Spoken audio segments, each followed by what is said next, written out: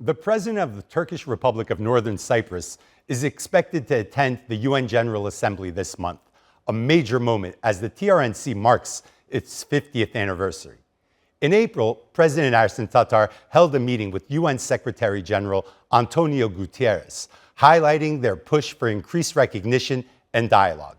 Both Türkiye and the TRNC are firm that a two-state solution is necessary to restore peace and stability in the energy-rich Eastern Mediterranean. On the path to gaining more global acceptance, the TRNC is actively working to strengthen its international presence. As an observer member of the Organization of Turkic States, the TRNC is focused on building regional relationships and advocating for its sovereignty. Recent disputes with UN peacekeepers, particularly their extended presence without consulting the Turkish Cypriot administration, have added to the TRNC's challenges. But after the opening of its international airport, more links to the world are starting to emerge, especially when it comes to tourism and investments. And for more, joining me now from Lefkoşa is Güneş Onar. He's the special representative of the President of the Turkish Republic of Northern Cyprus. Mr. Onar, thank you for joining me. Thank you for having me. Now, I'm 45 years old, and as long as I remember, there has been the Cyprus issue. It has been unresolved. Before we talk about how this issue can be resolved, I want to know, over the past 45, 50 years, how has the position of the Turkish Republic of Northern Cyprus changed and evolved? Let me start by disclosing my age. As you did, I'm 50 years old. I was born in 1974. That is one of the crucial dates. The numbers always matters in the context of the Cyprus issue. Let me elaborate with a timeline in a short way so that our viewers can understand what we're really talking about. In 1960, 64 years ago, we formed a partnership republic with the Greek Cypriot side. It only lasted 3 years, as you all know. And after that, 61 years, after the massacres against the Turkish Cypriots, the troubled times, 11 years of hardship of the Turkish Cypriots, even on the verge of annihilation, even the attempts of genocide, we have the chance with the peace operation, of course, conducted by the Turkish armed forces, to have our own administration. I'm talking about both sides, by the way. After the formation of the territories, two sides living side by side with their established borders. But in the meantime, of course, the negotiations continued to find a settlement, a just and sustainable settlement for the Cyprus issue.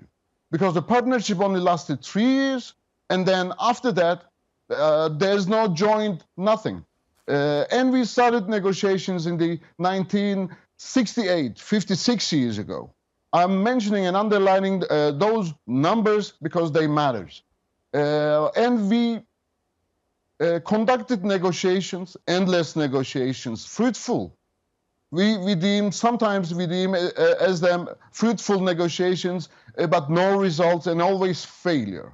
We're talking about the first ever referenda. I'm talking about now the most comprehensive settlement plan. Everybody knows it as the Annan Plan, separate simultaneous referenda. It has been 20 years. And then the last phase of negotiations in Crans-Montana 7 years ago. We deemed the Crans-Montana negotiations, the conference. Yeah, please. The position right now, how would you identify it? What does the Turkish Cypriot administration want right now? We want, after all those failures, the reaffirmation of inherent rights, namely the sovereign equality and equal international status. This will level the playing field. This will level the negotiation basis.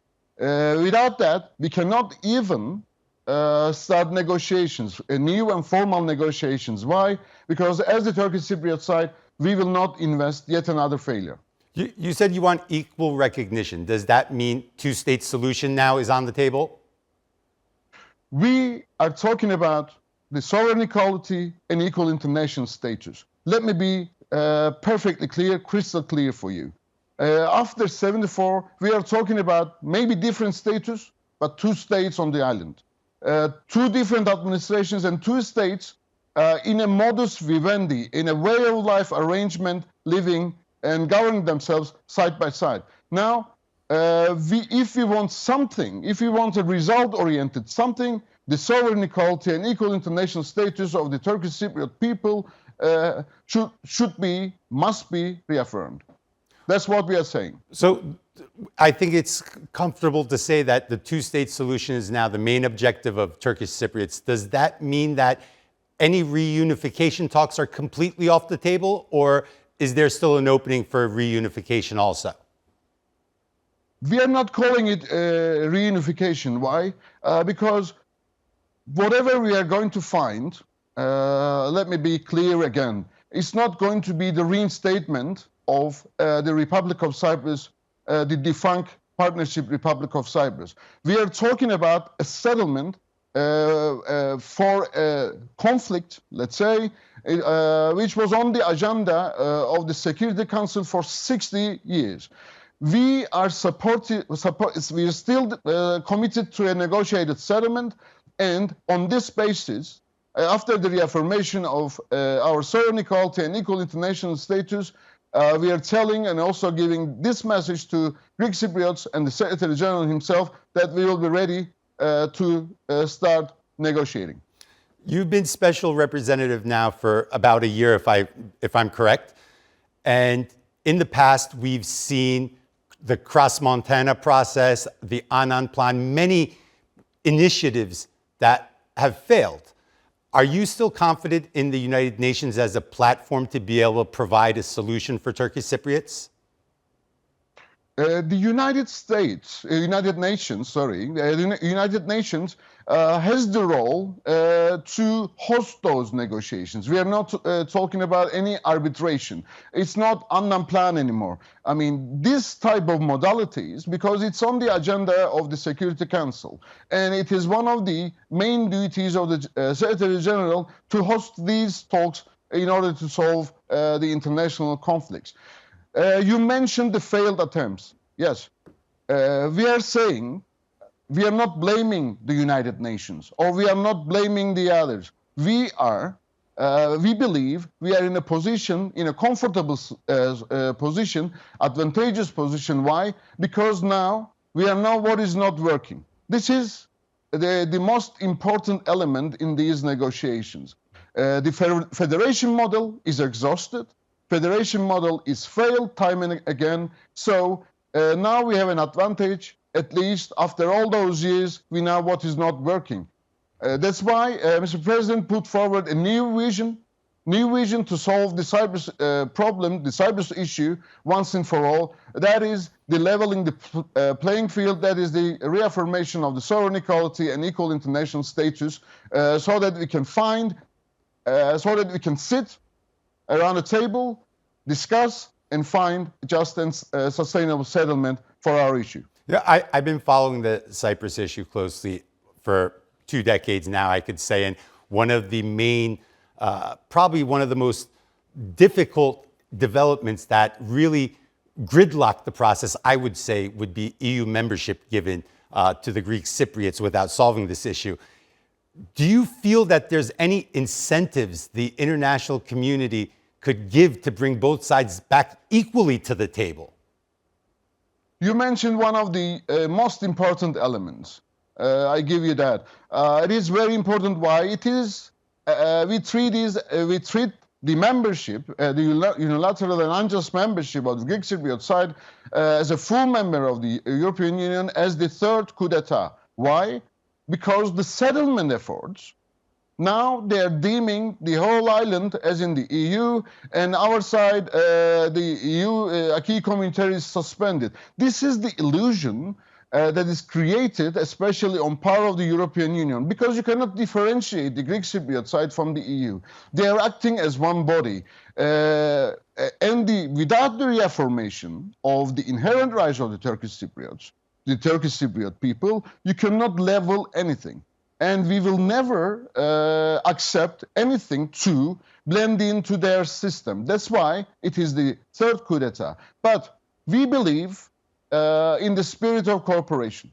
We made a lot of proposals to them. It is not about the political process only, because we cannot change the realities of the geography. I mean, we need to, whatever the settlement will be, or if we're going to find a settlement or not, we need to live side by side. And we are supportive of a cooperative relationship, good neighborly relationship with the Greek Cypriot side, as we did for 50 years. The Turkish Republic of Northern Cyprus is recognized right now only by Türkiye. Do you feel that recognition by a second country is close, and also the observer status in the Organization of Turkic States, how important is that for you?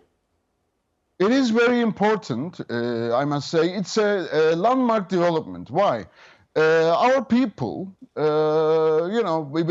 the, let's say, sometimes with the pressure of the international community, let us, gave us and treat us to surrender one of the dictated solutions. But the important development, as you underlined, the Organization of Turkic States, Islamic Cooperation Organization, these are the status that we are seeking.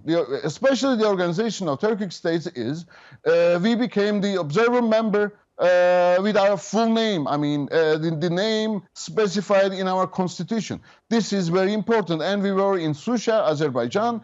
We attended as with the other leaders. The Azerbaijani government treat us as they treat the other leaders. This is very important, of course. But what we are saying is, if they come to their terms, the realities on the ground reflects the same status as the Greek Cypriots have. If we are supporter of a negotiated settlement, as the international community treat and deem the status quo as unsustainable, we need to change the rules of the game. Because the rules of the game right now is failure. That's why we need to move away from failure and reflect the factual realities on the ground to the negotiating table. Well, hopefully there'll be success at the diplomatic table in the future. Special Representative for the President of the Turkish Republic of Northern Cyprus, Mr. Güneş Onar, thank you for joining me.